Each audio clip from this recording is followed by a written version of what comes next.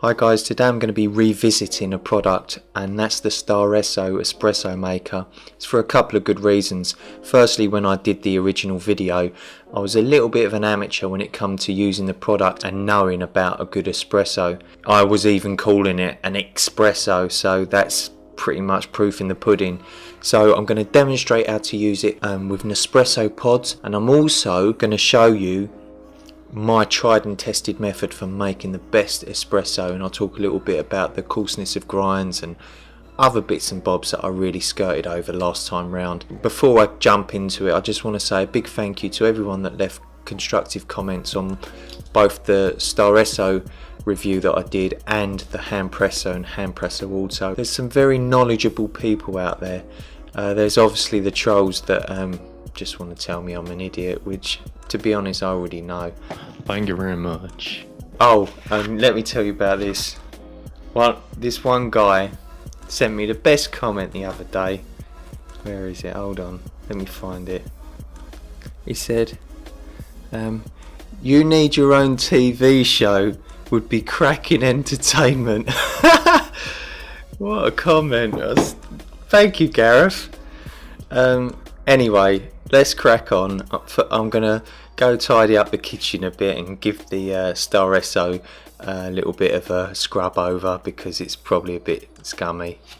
It's clean on the inside, but you know, I just give it a rinse under the tap when I'm using it, and every now and again you've got to give it a bit of a wash, haven't you, really?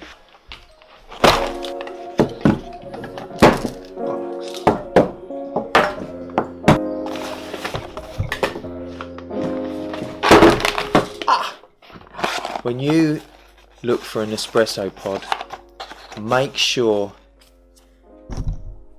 it's got foil on the top there. See that? Because not all of them have. Look at these ones, cafe pod. These are solid, look. Solid plastic there. These are terrible to use. I bloody done myself an injury using these. I'll explain why. What you need to do to use it with an espresso pod is put a few little holes in the top, like that. See? That's all you've got to do. So ones with foil on the top, perfect. Ones with plastic on the top, you're not going to be able to poke it through easy. So what I was doing, I got a bloody sewing needle, and I was pushing a sewing needle through, and I slipped and I stabbed myself with a sewing needle. It must have got, I'm not joking, it must have gone in my thumb about. I pulled it out, oh, the blood just poured, and you know, it hurt me for weeks afterwards. I had a bruise.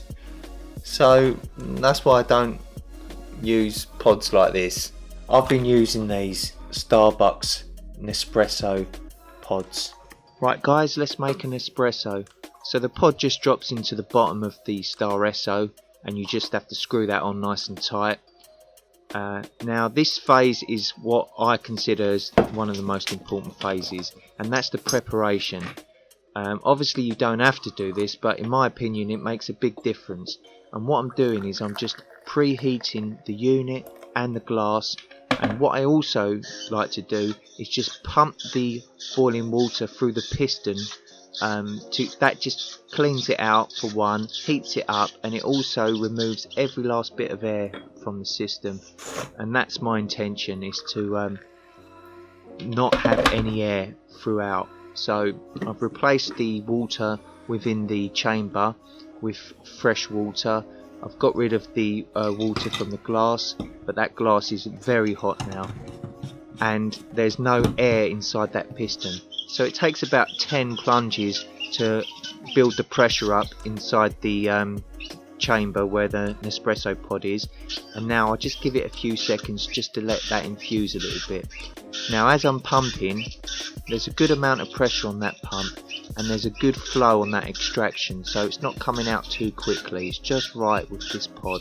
It works really well. And now what I do is I just stop before the water is fully depleted from the chamber, and I just top it back up again. That way I'm not introducing any air during the pumping phase, and I'm just getting a nice amount of coffee out to my liking. Obviously if you wanted a stronger espresso, then you would stop the pumping phase earlier on, but this is about the right amount that I really like. And as you can see from this, I've got a lovely creme, a nice dark creme on the top, not too many air bubbles, and it's absolutely delicious. My method of pre-warming the glass, pre-warming the actual unit, and pumping the air out of the piston inside that glass to get all those air bubbles out and to really heat that centre up, gives you a very, very good temperature on your coffee. If you just poured that straight in, put your piston in cold, there's going to be so much loss of heat there that by the time you've extracted it through into a cold glass and you drunk it, I mean it'll be lukewarm, which is a lot of the reason why some people don't like the product.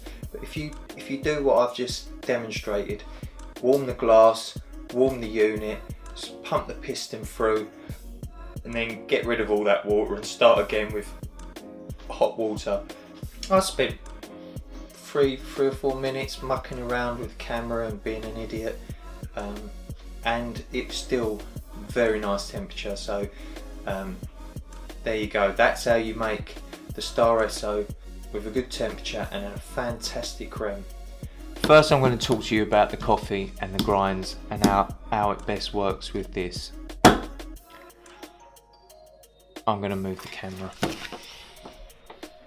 Before I used a motorised blender, which was just totally wrong really, because you can't control the coarseness of the grind. For that you need like a mill. This one's a ceramic mill, Hario I believe it's called, and there's an adjustment there and it changes the coarseness of the grind until you get it just right. If you're grinding your own beans and there's too much pressure to push it down, then you're grinding it too fine. You need to just take it back a notch, and what you want to achieve is a nice flow during the extraction. If it flies out and you're pressing in, it's just basically done in a matter of 10-15 seconds. You're either not tempering it down enough or it's too coarse. This coffee is absolutely perfect in the Staresso, just the right coarseness.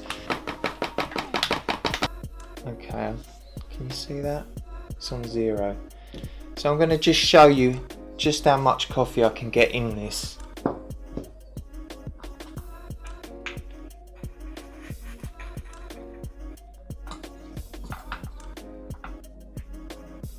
And this is one of the reasons I use this over the hand presso, because you are really restricted on the hand presso about how much you can actually get in. One shot, which is 7 grams, is not really strong enough for me, I've got to be honest. My goal is a double shot. If I've got that nicely tampered in there, I'll really just try and get as much in as possible. Okay, so let's just get the excess out. Okay, see that? 14 grams. Now that is 2 shots. In terms of espresso, that is 2 shots of coffee. There you go.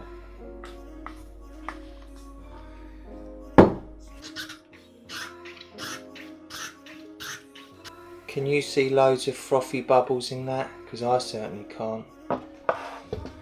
If I was to weigh this, well, I'll do it right now for you. This is 250 grams, this top part. Now the bottom part, with the big glass tumbler, that's another 230 grams. I've been on 2 hiking trips, and I've took this with me, with these Nespresso pods, because they're so easy in there. I mean, there's no hassle with cleaning out the basket. You just take this out and it's done. I've left this at home, and I'll show you, look. So this is my cook set when I'm hiking, or if I'm going down to the woods or whatever. So this is a titanium pot. inside I've got another titanium cup. I've got some alcohol. There's my little stove. Here, look. I've even got a pod in there, so you can see I do use it for that. Instead of having it like that, complete unit that you can put that down on a surface and just push down. I just grip it nice and tight, and I pump it and hold on to it. It's not ideal. You've got to have a bit of strength with you, but I'm saving, 200 odd grams. Now, so there's that. It's 240 grams, and that's with the 14 grams in there. There's 2 shots in there already, so it's less than that actually. Now, as much as I love the Espresso, and I do love this product, let me tell you what this weighs. 500 grams. So this is half the weight than the Espresso. If you don't hike, you won't be bothered. So this is a waffle for you. So there you go, guys. There's a bit of an updated review for you of the Staresso. I really love the product. I've had it now for 9 months, so there's no doubt about the durability of it and the consistency of it. Once you get used to using it like I have, it makes a fantastic espresso coffee. I hope you found it useful. If you did, please leave me a comment below, or give me a thumbs up, or subscribe if you'd like, and I'll see you on the next one.